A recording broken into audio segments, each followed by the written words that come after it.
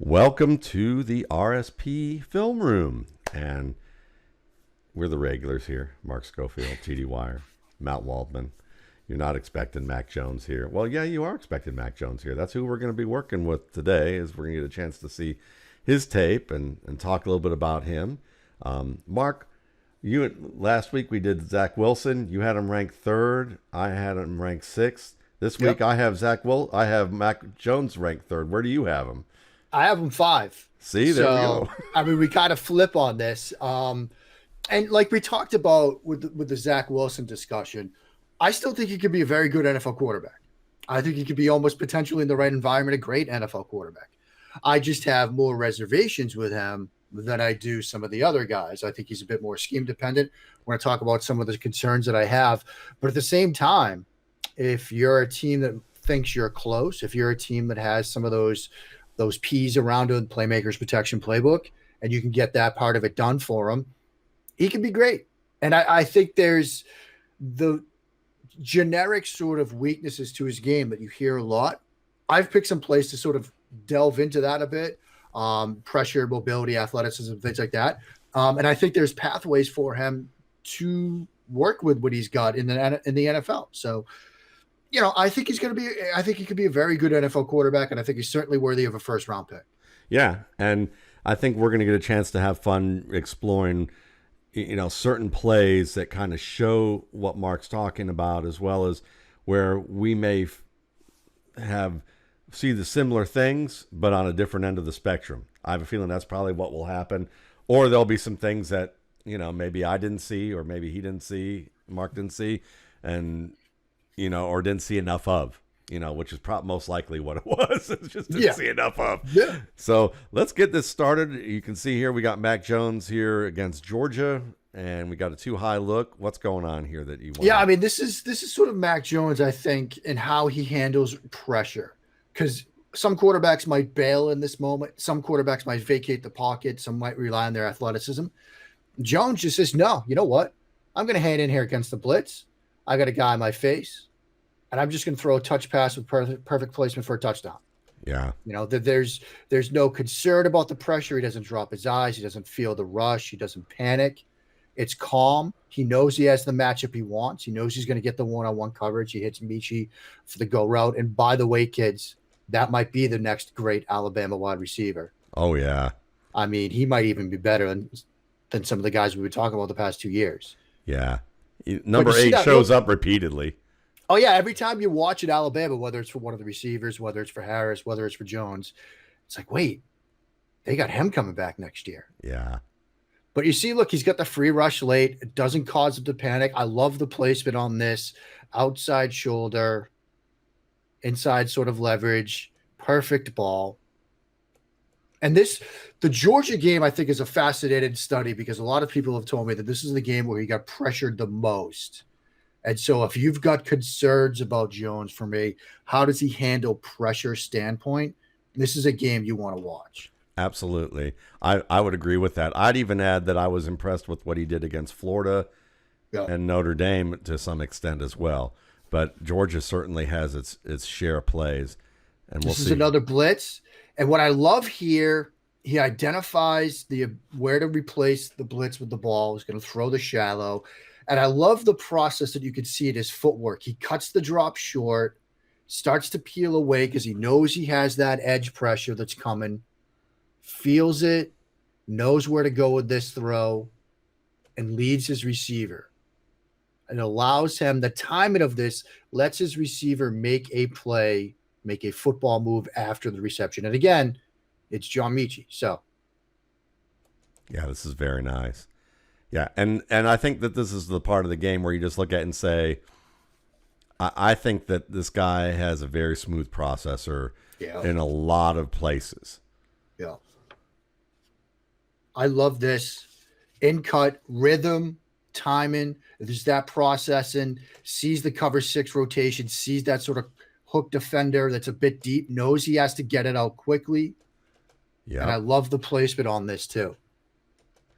Hitch throw, ball is out, gives him a chance to sort of shield himself from the hit. Yeah, it's beautiful.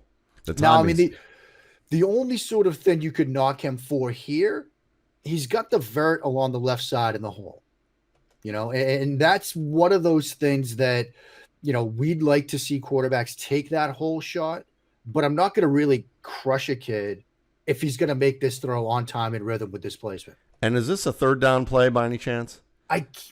Because I could probably figure that out. I can't see the sticks right now. Yeah, it's not a big deal.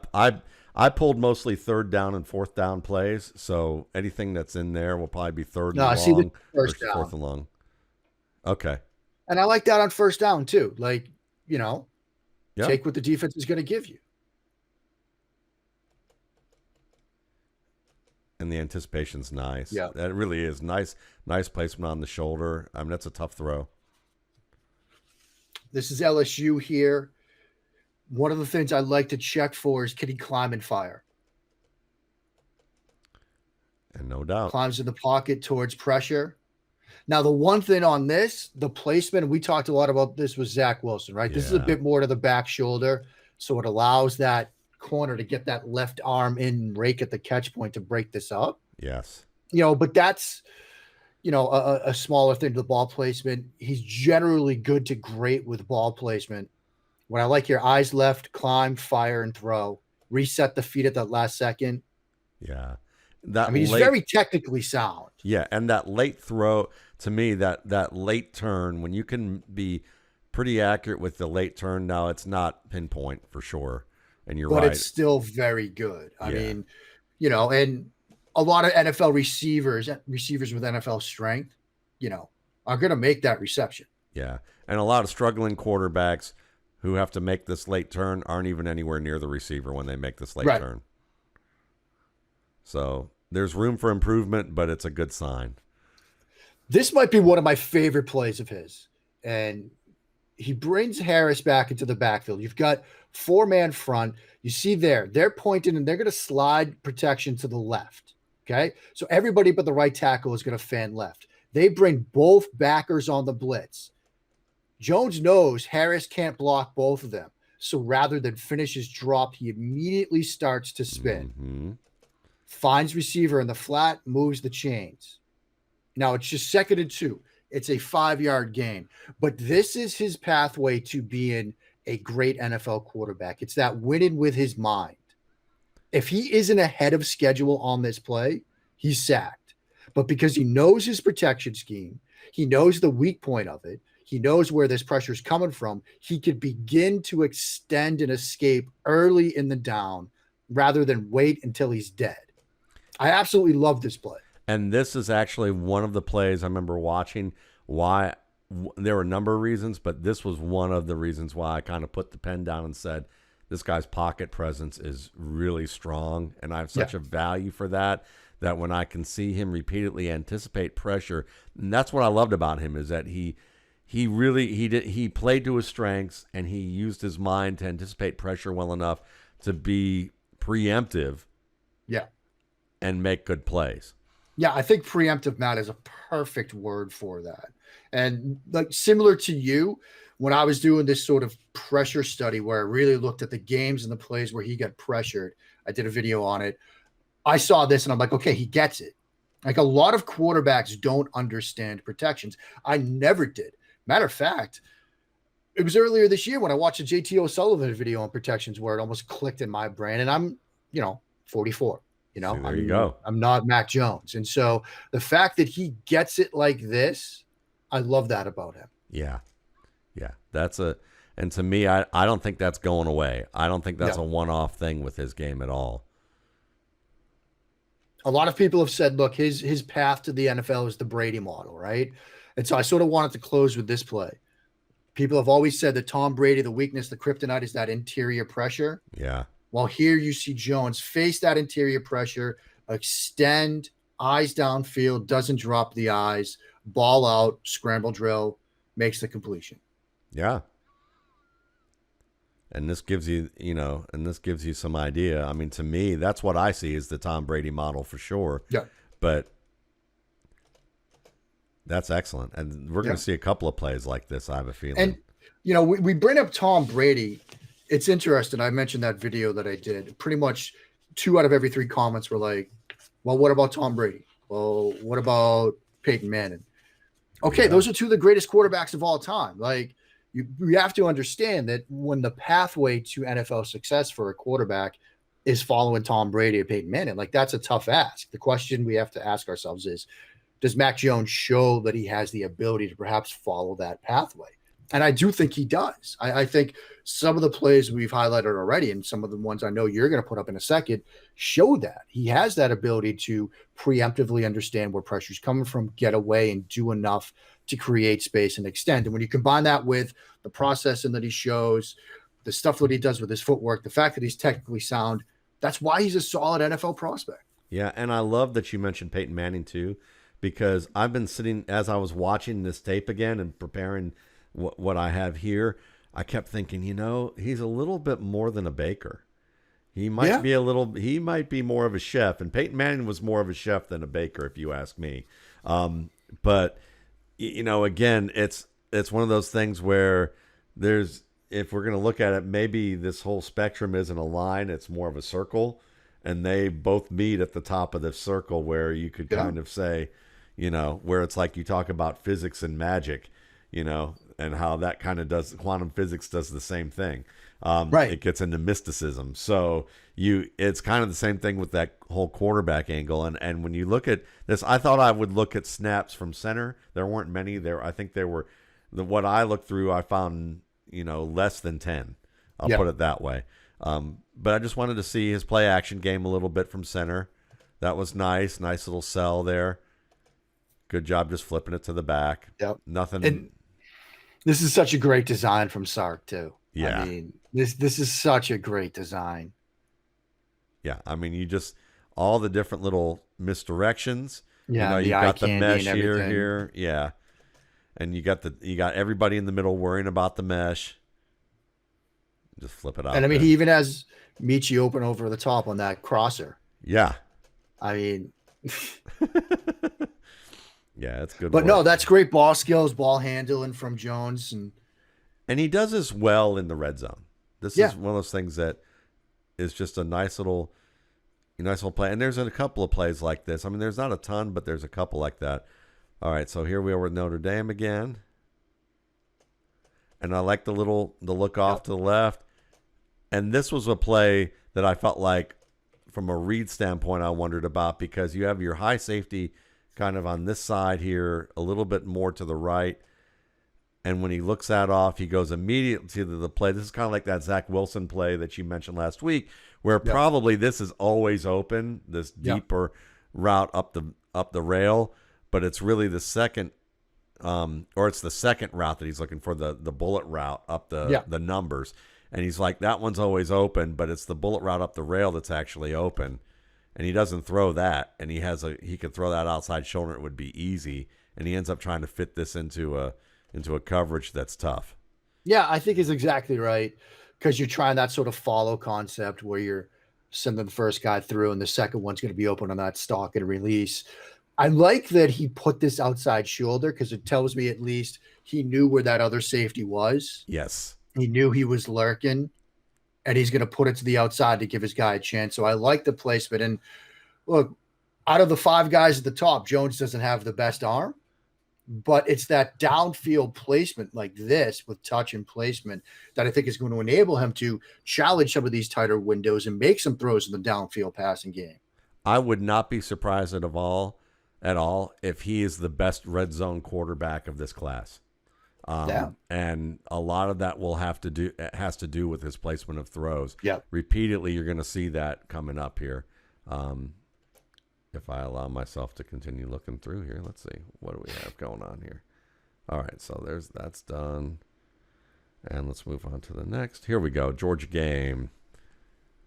Got some pressure coming up the middle here, and this is a play that I like with how he deals with the pressure as well, because you're going to see the defenders loop around. Yeah. And he catches that, and that's a difficult play for a quarterback, especially with some interior pressure. You got 2 high safeties. There's like 38 seconds left, I think, in this half. Does a good job of sliding outside and throwing off balance. And yes, it's wide open, but the placement where he places it, The fact that he doesn't panic under that interior pressure and he's able to make the off-balance throw and lead the receiver. I really like this play.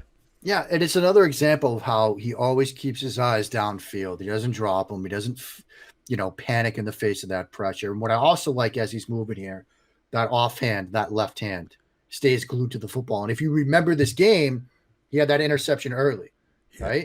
Yes. Very first play or so. And also in that Ohio State game, he had the ball punched out.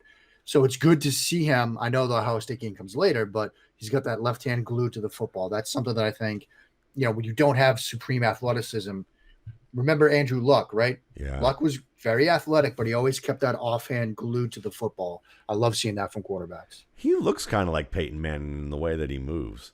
Yeah, he does. That's interesting. I'd never thought about Peyton. I guess I just never think of ever comparing anybody to Peyton. Right, so, right. But it's funny how everybody thinks about comparing to Tom Brady. That's weird. But when half of the YouTube comments under the video I did mentioned Peyton Manning, I kind of started to realize maybe I should look at this. So hat tip to the YouTube commenters. Absolutely. All right. Got this whole miss game. I'm trying to remember what I had here, but let's take a look. All right. I think this is a chance to climb the pressure. Yep. Slide outside. Oh, I love the placement on this. This is just fantastic to me because you've got the pressure coming up the edges, good climb, and then he flushes outside, and he sees his receiver to the outside here, but he knows he has a high safety over top, and he still places it outside shoulder on the move. Just makes the easiest possible catch for the receiver there. Yep. Yeah, and to me, great placement. Yeah, it's just like no accident to me. And when I see guys just repeatedly do this, I love that. And all right, this is the same play. Yeah. I guess I wanted to show it a couple times. There's another nice little play fake, another variation of it, little roll outside. Just wanted to see a couple of examples of that. It's a Sison-esque. Yeah. Look at that. And what I love about that, wait, go back to that again. Does he? Okay, so he bare hands that, but I'm okay with it because he's hot in the football. Yeah. By the way, I like their tight end. Yes. I kind of like him. It's not a great tight end class, but I do like him. No, Billingsley, is that it? Yeah. Miller. Oh, Forrestaller. Yeah. Oh, Forrestall. Yeah. Forrestall came out. I'm gonna have to watch him. I didn't watch him. That's in terms of like study. So I'm gonna have to study him in the next couple of weeks. Another play action fake. You just see the variety of fakes. Yep. Drops from center. There's another version of this play. What's interesting, the Mac Jones job here is excellent. We saw this design earlier in your videos to Smith. That was later in the season. Yeah. And I was wondering your thoughts on this because it seemed to me like they used Waddle in this kind of move receiver role early. And then when he got hurt, they moved Smith there. Yeah. And that kind of fascinated me. What part of it fascinated you? They just moved the guy and it was like that easy, or it was what is it? Does it give us any insight into how Sark viewed those two receivers? Whereas early in the year when they were both healthy, he was using Waddle as the more gadgety type guy on designs like this, and let Smith kind of do his own thing. Oh yeah, he knew he could get open. That's kind of how I view it too. Yeah, and I also just view it as that Waddle's so freaking fast. Yeah, and it could just be that simple, right? I just think I think Waddle was the best runner on the field, and I think that for them it was like, and then also the threat of him moving anywhere could create so many other different problems. Yeah, that he scared the bejesus out of people. So I think that was probably a big part of it. And then Smith was the next most worrisome player. All right, so this one, I like the fact that you can see him making his reads. He's looking to that right side, sees where the safety's occupied, and he makes this nice throw in terms of the anticipation. The placement's a little inside, but I like the anticipation in the middle of the field after making some of the reads here, because you see him make a nice look to the right. He sees where the safety is, holds that, comes back right here, and is just waiting. There's a little bit of patience there just to wait for the top of the stem. and then make that throw. It's just a little too far inside there. I mean, that looks a little bit like Haas juke to me. There you go. Patriots staple, everybody. And another one, this is a nice quick play in the red zone. Again, he sees what's covered to his right side. He sees that's pretty much taken up, and he gets quick to the open man. Yeah. And now this was a third down play. This was a 3rd and 9. So what I also liked about it was that he understood that he didn't have anything really coming open, and he didn't wait too long. He took what he could get and at least set up an opportunity that if they wanted to go for it on 4th and short, which I doubt they would. But it was just good game management in the red zone. Yeah. Because, I mean, as much as you'd like to score a touchdown on this play, if it's not there, give yourself a shot on 4th down. Yeah. If your head coach wants to go. All right, looking to that left side, and I'm trying to remember what he does here. This is it. There's this whole thing, the narrative that we often hear about Mac Jones is that he has such great receivers that everyone's wide open when he's throwing the football. And I wanted to show some throws where he's throwing timing routes, and he has to throw with anticipation and tighter coverage. And that's a good example of that right here, where you just see him, process through, take a couple of hitches in the pocket and climb and find the open receiver and be able to deliver that ball against tighter coverage. And this is one of those throws, we've talked about it over the past year or so, about just throw it against the leverage of the defender. Yeah. Like, if you could do that, if you could place these kinds of throws, you're going to be okay early in your career. Exactly. And that's where you have to make that determination right there. Yep. And nice, the outside shoulder moves the chains. And this was a 3rd down. That was a 3rd and long. Yeah. And most of these plays you're going to see for the next 10 minutes worth of tape that we've got on here are going to be 3rd and long and 4th and long, at least of 7 or more yards. There's that replacing the blitz with the ball. I mean, the game doesn't have to be too hard. Exactly. I mean, you see that blitz, you see the single coverage. Just get it to him. Yeah. Let him be an athlete after the catch. And the thing that's tough about players like Mac Jones to evaluate, I think, for most people, and this is what I've explained when people said to me, why do you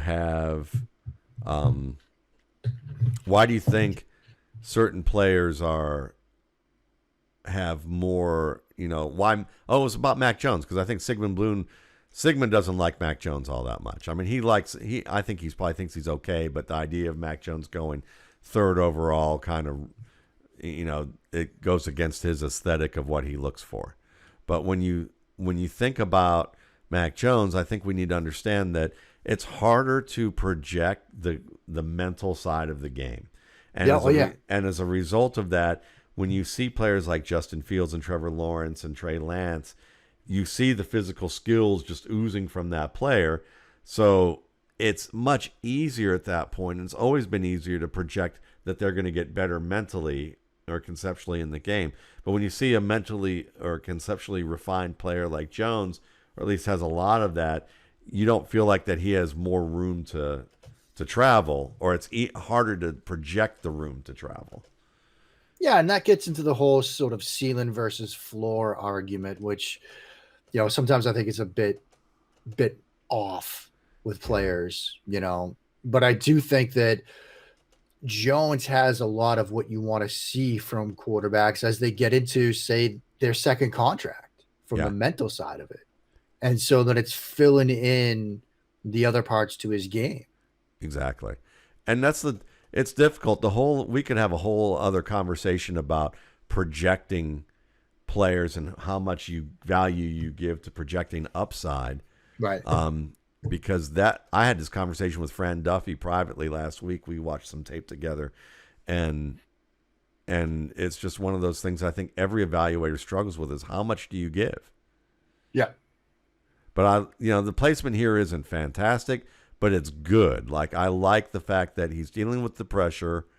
He slides outside preemptively once again, finds that open spot, and the anticipation's there. You can see the receiver breaking inside, but he knows he needs to throw this outside with the defender coming.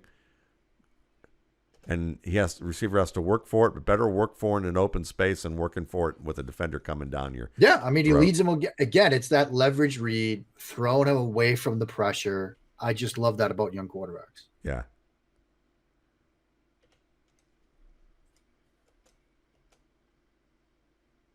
Oh, I love this placement. And this is why I think he's the best red zone quarterback in this class. One of them is that this doesn't look unbelievable, but when you look at the options he has none. The one open guy is Devonta Smith, and he's got the high safety there. He knows that the defender's going to be in Smith's chest when he breaks on this sail route, and he knows, let me just get it high. Yep. And he even throws it, and I wonder if he meant to place it behind Smith here, knowing that the defender's momentum is going to be heading to the boundary here. Why not place it high and a little behind? Maybe not, but at least it was high. I know the high part, I believe. Absolutely. The placement behind, I wouldn't put it past him because you're going to see a few more. That's an awesome catch. Oh, absolutely. This was his Heisman moment. Yeah. All right, I like this play too because he sees the defender underneath and he sees the coverage here and realizes that's not the play. It's actually the player working up the hash, and he leads him perfectly. Yeah. He can throw a touchdown field. Yeah. He certainly can do that. Yeah, and we're looking at, at this point, this is at the 32, so 18, 20, 50 to about 17, 33. Yep. Yeah, I mean, we're looking at 51 yards right here in stride, middle of the field. And it's a good read, too, because it's basically Mills. Free safety stays down enough that you can get the push route over the top of him. Yep, so the read is very nice. Feet are pretty calm. And unfortunately, we don't get to see the receiver drop the ball. That was my fault on the shot there, but it hit him in the hands. Another beautiful placed ball that's dropped. Let's see, look at it one more time. All right. So right here, you got the pressure coming from that side, but he's just making the read, and he realizes the corner's squatting outside. He knows he's going to have the route in the middle trips. Pressure and this hits is sort him. of an anticipation throwing a vertical route, which you don't often think of. But, I mean, when he decides to throw this, it's not even he's leaving. It's he still has to get past the cushion. Exactly. And I just love, he's an aggressive player. He's an aggressive player who reads the field well, and he will stand in there. He'll preemptively avoid pressure. And I mean, this is just simply dropped. But it's a great throw. Yeah. Knows the hit's coming, stands in there. Yeah. Love it. Yes. And just like one of the ones you just showed, I think it was against LSU, we're going to see another late turn and throw. Pressure's coming. He kind of drops and drops a little bit to the right, kind of slide over there. Nothing's Flips the open. hips. Yeah. I always like to see it when a quarterback could still make an on-time and rhythm throw to the other half of the field. Yes. I remember doing a video during the regular season, Ryan Tannehill, a lot of their RPO concepts where he'd open one side, it's covered, but he's still making an on-time in rhythm, sometimes an anticipation throw to the other side. That's impressive. And to see Jones doing that, probably more impressive. Yeah. All right, we got a little interior pressure coming. And fumbles the snap, and then still sees the field well enough not to go for the first turn in here, but for the second route behind it. Good placement. And it's just, to me, there's poise about this kid. Absolutely. He easily could have panicked here. Doesn't. Second window throw, velocity placement. That's really nice. Yeah, I mean, you watch Kirk Cousins here, and when he, in these situations, when he spills the flour, you just, Yeah.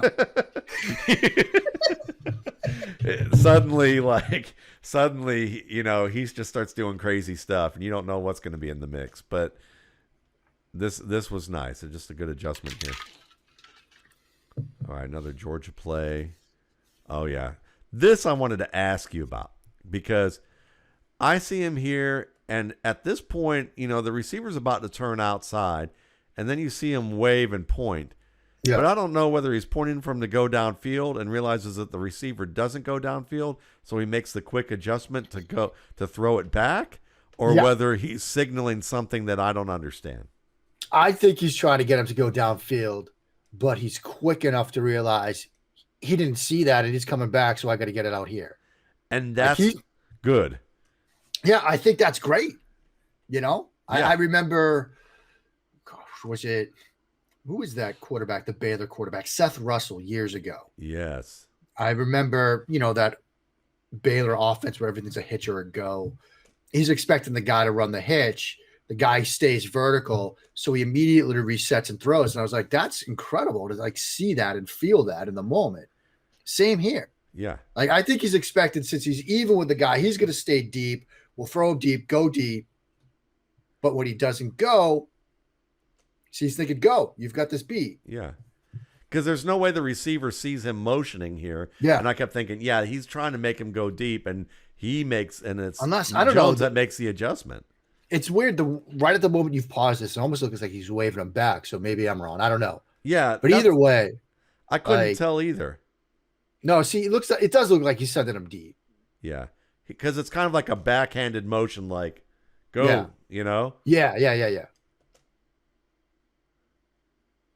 And then he's like, well, he's not, so let me put it here. And that's still such a confident throw, because that's another thing. Like, to me, if you're a baker, you have to be a pretty high-end baker to make this adjustment, because if not, you might get too short-circuited when you see he doesn't go where he's supposed to go, and then not confident about throwing this ball. Yep. But this is just like seamless, like, whatever. Yeah, I love that play.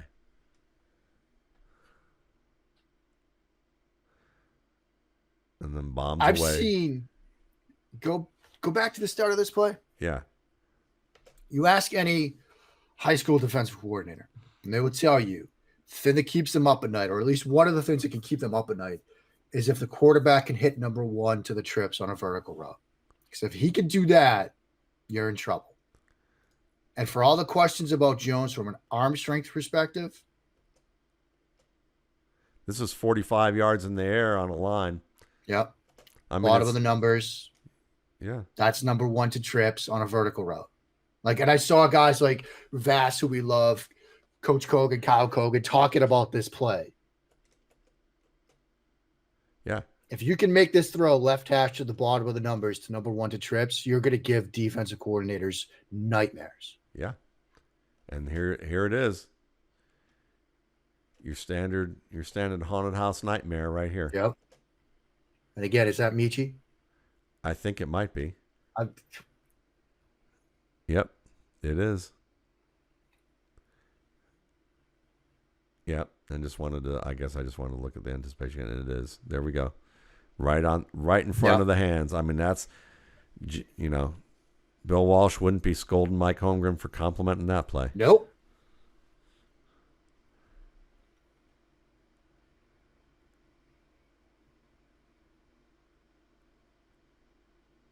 Yeah, I mean, that's incredibly well done. If Gruden hated Derek Carr right now, this would be the player he'd want to get to. This would be. All right, now we get the late blitz here. Nice preemptive slide to the left, and then still throws downfield to his right. Yep. And it's not pinpoint perfect, but the placement still is nice here for given the situation. Especially moving away from pressure like this, sliding away from that. Yeah. Because this is all about playing where they ain't. Yep. And he's very good at misdirection type of plays. even though he's not unbelievably athletic, you can bake in a little misdirection with the drop, with a little bit of where you want him to drift, and do a productive type of it's part of the reason why people have made the connection to Shanahan. Yeah. Because you see him running leak, you see him doing stuff like this, and you can think, yeah, all those Shanahan designs where everything flows one way and you throw against the grain, like you see him doing that. Yeah. I mean, obviously, I think Lance has done it. We've talked about that. I think the other guys can do it. So can Jones. Yeah. I think people see a lot of the Shanahan offense in what he's able to do and what he's done at Alabama. I think Sean Payton's going to regret that he signed Taysom Hill to another deal, but maybe it's not that big of a deal. But I think he would have liked this guy too. Yeah. This would have been a guy I would have loved to see the Saints get. I love his pump fakes too. Yeah. This is just he also has some of the better pump fakes in this class, and he just really knows how to manipulate that well. You can see there's some good power to that fake. You can just see also they read that safety's playing up a little bit. So even though he's threatening the blitz, he knows that he can bait that safety a little bit because he's shallow. And with pressure in his face. Yep. Now it's missed, but hey, you're going to see one where he hits it. Yep. But it's not that far off. No, it's not. I love this play. Me too. Good. Yeah. I was about to say the same thing. The second this popped up, I'm like, yep. Looks to his left. Yep. And then the patience here. Yeah. Because this isn't a quick development play. You got to let this come together. Yeah. Guide your face, take a big hit, put it on the money. I'm so glad you appreciated this play too. That's so funny. We were both like, oh yeah. Yeah. Because and look, Waddle again. I've talked a lot about the Alabama skill players, but Waddle is so good on this route. Yeah. He's so good on that over route like this because he can just set you up forward, accelerate away. But for Jones to hand in here, to take this thunderous shot that he takes, because that's Bolton, man. Yeah. Bolton can hit. Yes. Bolton's a throwback linebacker, dude. He's one of my favorite linebackers because anybody you can compare to Eric Kendricks and it stands up pretty well is my kind of football player. And I mean, he's got a whole 8 yards of sprint, and he puts every inch of that into him. It doesn't matter. Yeah. I'm sure Nick Bolton was like, I'm sad we lost this game, but that made my day right here. Yeah. I put everything I had into 10. Yeah. God, the dump truck just came down the hill on that one. Yeah. And it's just beautiful. We always talk about competitive toughness from the quarterback standpoint. If you're Christian Barmore, right? Defensive tackle for Alabama, and you see your quarterback do this, what do you want to do the next drive when you're on defense? Like, what does the rest of the team want to do when they see your quarterback take that shot and deliver? Yeah. And this is the thing. You don't need to take these shots week in and week out to inspire your team. You see this once from your quarterback, and you know what your quarterback's about. Yeah, this was one of their first games. This was their first game of the year, right? Yeah. I think so. Yeah, it was. You see that week one, you know your guy's going to be somebody that you want to go to games with and you're going to fight for. You're not worried about Auburn or LSU or Florida or Georgia after you see that. Oh. Yeah. Absolutely love that play. Yeah. And I love then when you see something like this and you see the games that we're going on, and then when you hear things about practices where Nick Saban gets pissed off at Mac Jones for throwing touchdowns against a look, and he's like telling him to calm it down or pull it back, and he said, tell the defense to stop it. Yeah. I love that. That's the kind of swag I joked about that on Twitter. I'm like, if that story's true, then okay, he's QB1. I get it. Yeah. Like, if you're telling Saban, like, tell your defense to stop me. Yeah. It's like the how about them apples moment from Good Will Hunting. Exactly. I absolutely loved it. Yeah. Or because I can. Yeah. This is one where I think it was a miscommunication in terms of the receiver here, or the receiver gets hung up. But again, I like the timing of the route. It was just another example where maybe the outcome wasn't good, but the process was better. Yeah, I think he gets held up on the cut here. Yeah. It looks like he's getting grabbed a bit. Yeah. And he's looking around for the flag, so. All right. Didn't we show this one earlier? No. No. It's just another version it's just of another the Georgia slot game. fade. Yeah. Yeah. Again, perfect placement. Guy's not almost even this time. Almost even this time, but still, you see the anticipation on the vertical route, perfect placement. And still, like, in the middle of the numbers here as opposed to the inside shoulder. Yeah. Yeah.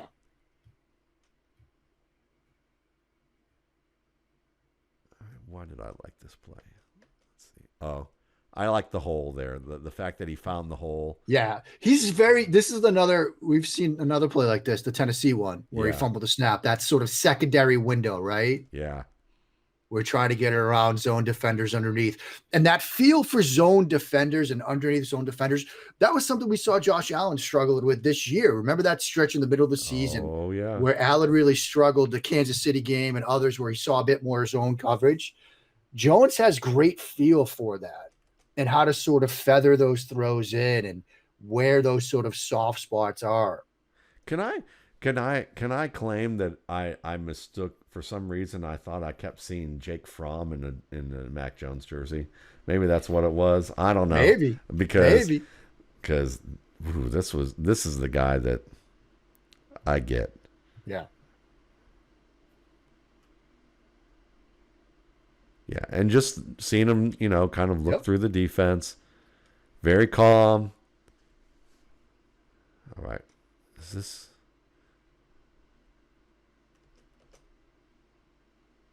Yep, just again a late. Same kind of thing. Yeah. Yeah.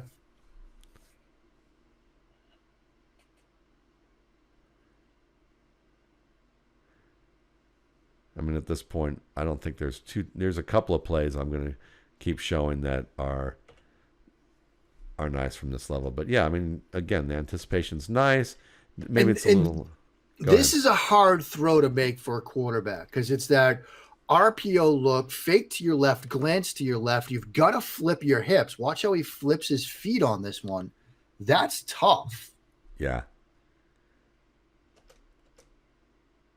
But it's all in one fluid movement.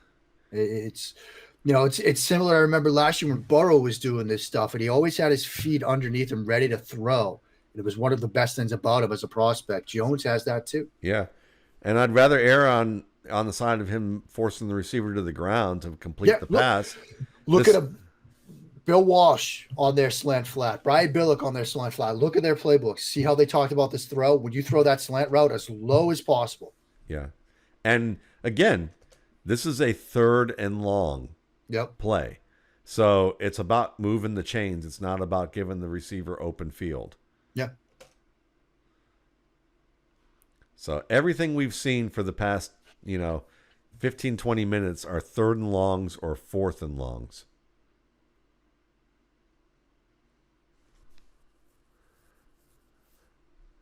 And this Sark is that is follow evil, man. concept. Yeah. Sark is evil. Yeah. I mean, you're thinking that's, sort of snag swing there with the one receiver on the snag, other swing, and then you throw that follow concept. Oh, man. Michi. Yep. So good.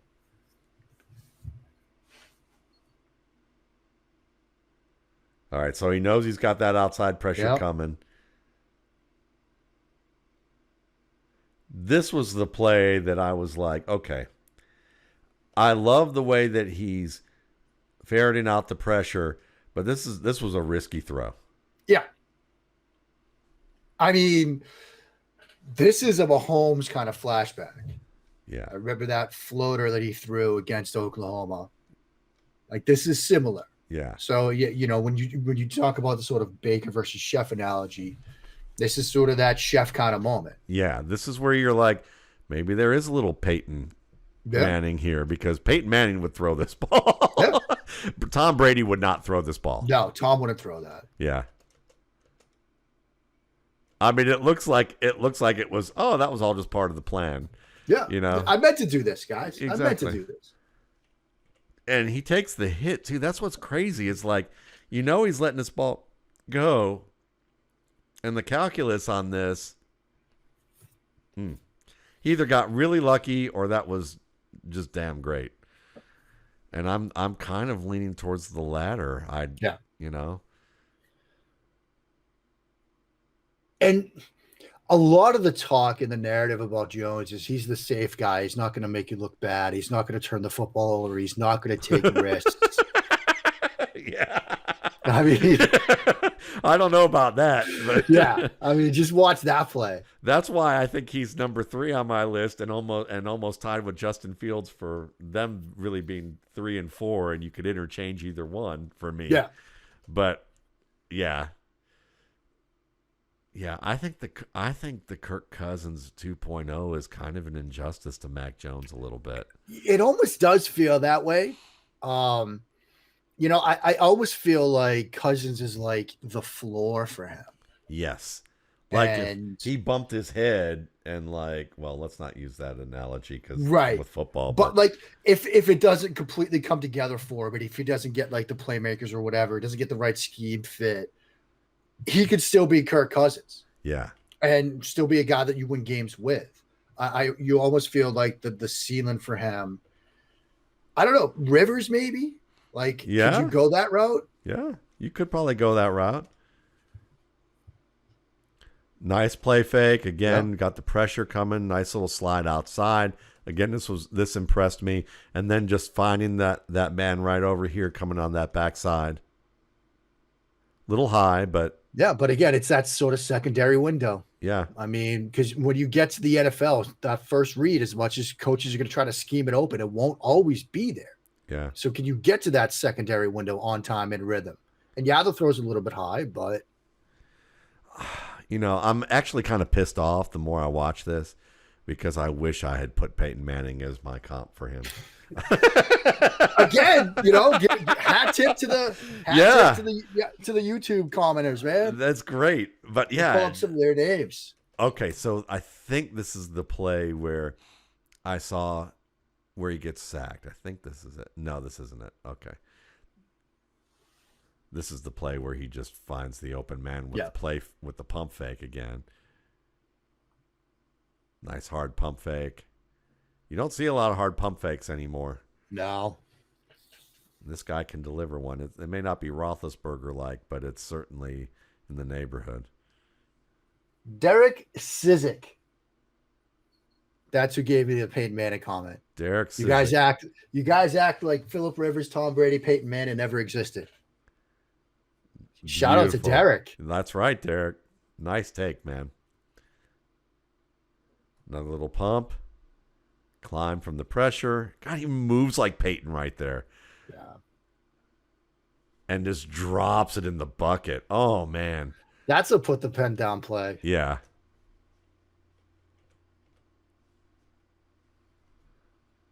I mean, this is Brady and Peyton. Yeah. Like wrapped into one. Yeah. That feel for that backside pressure, that those eyes in the back of your head. And then to drop this in. I mean, I'm sorry, but now I'm starting, the more I look at him, the more I'm like, you're a fool. I mean, I don't want to say that you're a fool, but there's a part of me wants to say, you're a fool for feeling like this guy's a consolation prize. Like this guy, this is a good quarterback class. And this, I mean, God, I'd give anything to have him in Cleveland right now. I mean, that's how I feel. I mean, but and Baker played well, but God, yeah, this guy is good. I mean, just that feel right there. Yeah. I mean, that's the stuff you either have it or you don't. Yeah. And here's, again, just being able to, I like the patience here. He knows he has the safety squatting. He knows he's got Waddle here. He just waits just long enough. He doesn't, even though he's going to have pressure coming down at him from the open side. And he still lets that puppy go. and leads him to the inside of the field, so it's an easier catch. Yeah. But to make that throw with a free runner at you from the slot. Yeah. Bye-bye. Yeah. Yeah. And so then here's another one of these red zone specials that I just love, because look at the placement here with Smith. And look at when he lets that go. Yeah. Even. Yeah. Yeah. And back shoulder. Yep. It's a chance to go get it. Yeah, it's no accident. Like that LSU play where I said, well, I think that, I think he did this, but when you look at this play again, you're seeing, all right, sail route, knows that the defender's going to be underneath, going to be running to the sideline. Let me throw it high and behind.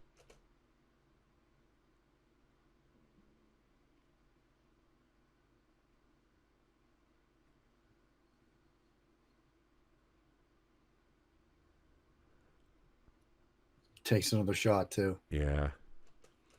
If I were Devonta Smith, I would have given Mac Jones at least a couple of nights, if not a week, with the Heisman Trophy. That's all. Seriously. I'm saying. And people wonder why both Waddle and Jones were like, and Smith were like, yeah, I want to catch passes from Mac Jones. Yeah. Yeah, I get it. And Yep.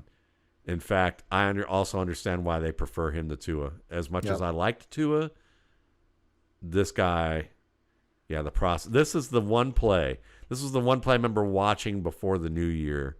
Yeah. And I remember thinking, okay, and this is a difficult version of this, but again, here's where you've got a safety kind of up top here. He doesn't see this safety that's squatting because he's got the play fake. Maybe right here he might have been able to catch a glimpse of this and known that he has this receiver on the left side who's going to be crossing over. And at this point right here, as he's dropping back and he sees this safety squatting, that he should know that he can throw to the open spot. Yeah. And this is that one thing where maybe 2 and 2 doesn't come together, but I would say this is more difficult than a 2+2 type of play. This might be more about, this may be a little more trigonometry than it is, arithmetic. And that's why he ends up, getting sacked. Because you look at his eyes, I mean, he's already looking over here. Yeah. And then he doesn't really even see, he doesn't even look to 20. So pre-snap, he'd have to kind of understand that 20 was over there in the first place in order to make that calculation, and he just never did at the beginning. If he had, I think he would have done it. So, yeah, this was absolutely, this was a fun one to be able to watch. He's good. Yeah. I mean, he's good. You're not going to get any arguments from me on that one. Yeah, it's just the hard part I would ask is just what more would you have to see? What would he have to do to grow conceptually that,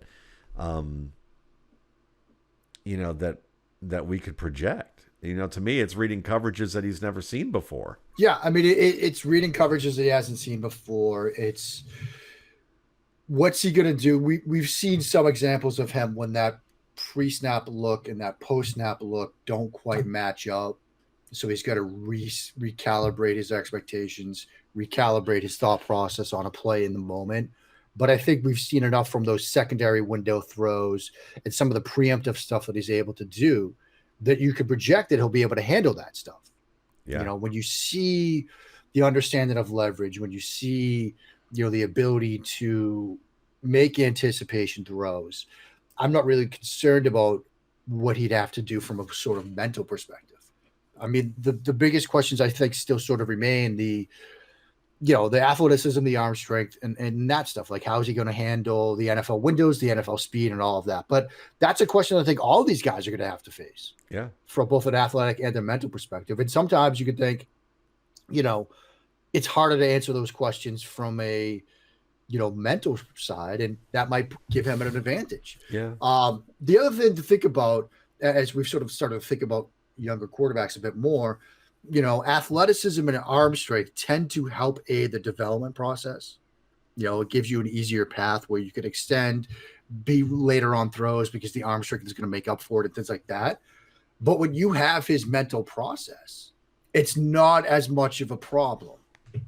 Yeah, I'm with you. And that's, to me, maybe I'm overconfident about him, but the more you watch, I just feel like he's going to be fine. Like I'm not worried about the athletic aspect of it. And then I think Atlanta would be a good place for him to, even though I think he could start early and thrive, or at least give you something to do work with. But if he sat behind Matt Ryan in Atlanta, this would be a good system for him. I mean, that team at 15. I mean, Yeah. I will be fine if it's at 15. Okay, okay. Yeah, Like exactly. you look at what that New England offense has been traditionally, last year aside, time and rhythm in the passing game, short area throws with accuracy and ball placement, the ability to sort of hit that secondary window when that first one is taken away from you. I mean, that's their offense. I'd like to see I'd kind of like to see a villain moment in New England where Bill Belichick says to, out of sheer competitiveness and a little bit of ego, say, yeah, we got Mac Jones. I've always wanted to have a chance to play with a guy like Peyton Manning. I wonder what would happen in New England I thought if he you were said say something like that. If Belichick said, I always wanted to have a quarterback with some mobility. But the Peyton Manning line's probably better. Yeah, but I like that one too. But that's more of like, I think that's where Mark Schofield, when he dreams at night of like being selected by the New England Patriots, is like, that's exact. He was like, he could hear Bill Belichick say that about Mark. Is like, I always want a quarterback with a little bit of mobility. Yeah. But yeah. I could They'd be the fan base would be apoplectic, I think, at that point. point. My God, they would lose their minds. They're going to lose their minds no matter what happens. Even Denver, I think Denver could work. What Shermer does, what he's done with guys like Case Keenum. I mean, you could see, and there's a lot of, his ability to scheme stuff open, that first read open, I think would be great for him. It's hard to really see a bad fit.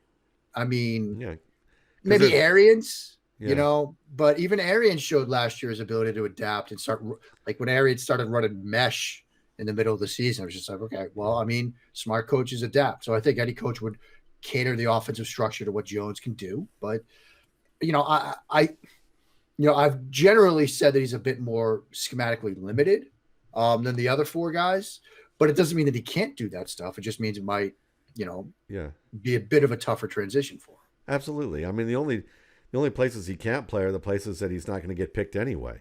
I mean, Russell Wilson, Deshaun Watson, and Lamar Jackson. I mean, those are pretty much the only offenses that you couldn't adjust with a small tweak, and have them and have him function in it.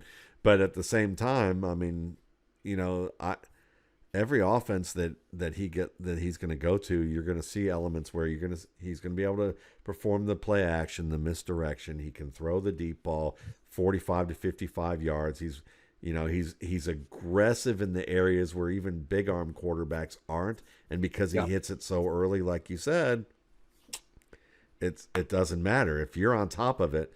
And I think this guy is going to be on top of it. I mean, and he has that kind of intellectual, conceptual swagger with his game. So absolutely, there you go, Mac Jones in a nutshell.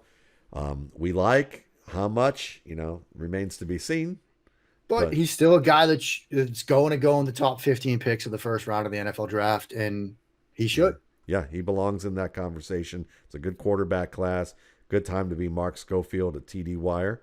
Yes, it is. And shout out Laurie Fitzpatrick coming aboard. Very excited to learn from her and work from her. Matt and I are big fans of Laurie, so it's going to be very cool to see her getting to do some stuff on a bigger stage. So we're excited about that. Absolutely. That's a great shot out there, and congratulations, Laurie. And you guys should do a film room, by the way, you and Laurie. We did one before a couple years ago. Yeah, DJ Chark. She schooled me on DJ Chark. Oh, I got to go watch that, man. Yeah, it was good. So I've tried to have her on recently, but it was a few months ago, and she was doing a project that was related to some stuff that I was doing as well, so she couldn't, but I'm sure we'll get her on within the next 6 to 8 months. That'll be great. But on behalf of Mark Schofield, Matt Waldman, you can find the rookie scouting portfolio at mattwaldmanrsp.com. Get a post-draft with it. 1,058 pages, and certainly 150 prospects and a newsletter that comes with it, June through December. And I do have projections and dynasty rankings that I will be doing as well for $24.95. Won't be any overlap with the RSP guide, so they're each a separate purchase. If you like the RSP guide and you know what it's about, then you're going to like the dynasty projections. If you've never gotten either before, I would recommend you get the RSP first. One is it's cheaper, and it's actually probably worth 3 times as much as whatever I'm going to what I charge. So and it's worth more than a dynasty guide. But reading it this morning. Well, cool. Yeah, I was reading about Jalen Darden. So I put Yes. together some of my sleepers in the draft, and so I'm going to be giving you a big old plug in that one. Oh, well, sweet. Sweet. Well, look at that. So everyone stay safe, stay healthy. We'll talk to you again soon.